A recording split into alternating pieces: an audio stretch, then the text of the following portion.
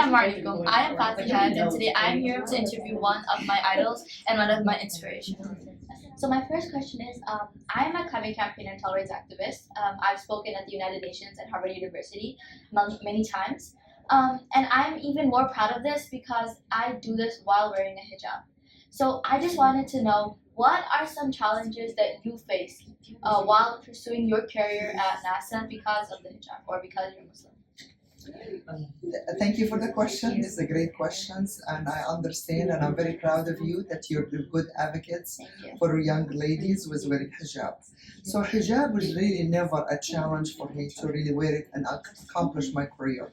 It is something that was inside. It is part of me. There is no separation between who I am and the hijab. If you want me to work for you, it's part of me. So it was not challenging, but sometimes you get some difficulty. People do not understand where you come from. So it's a matter of educating your surrounding of who you are and what your beliefs are, and people turn out to respect you for who you are and accept your ideas, since you have good ideas when you come to the table and try to solve a problem. Thank you for answering. I want to be an aeronautical engineer when I grow up. So what advice do you have for Muslim girls like me who want to work at NASA? So to be an aeronautical engineer takes a lot of work. You have to really study hard and be excellent in math and science. And then not only in understanding and reading your required books, you usually have to read external activity and be part of the science club and get some mentors when you're young and do all this activity to do that. To work at NASA or any other aeronautic agency or other in the technical STEM field in general, you have to have an excellent base, you have to have mentoring, and you really need to be kind of motivating, and you have to have passion for it. So I don't really recommend for young people to focus on one thing. I have an AMR equation for success. And the AMR equation for success, it has several parts. And one of them is P cubed plus R over T. What does that P cube means? P, you have to have passions, you have to have plan, you have to have perseverance.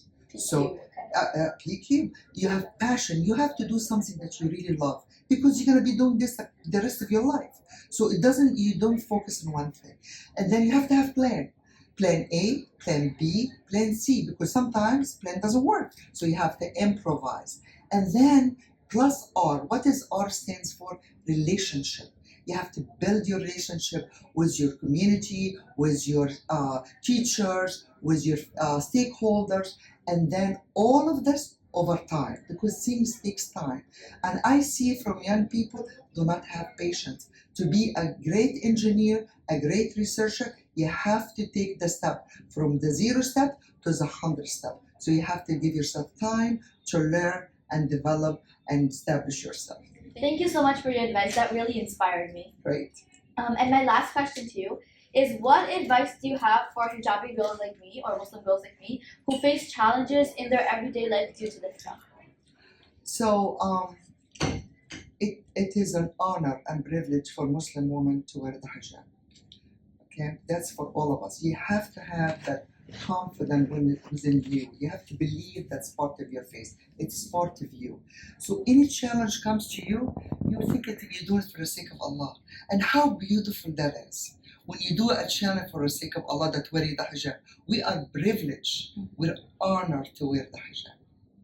Definitely. So thank you so much for the advice. Thank you. That really inspired me, and I hope to meet you again. Sure. I'll be around here the rest of the day. Thank you.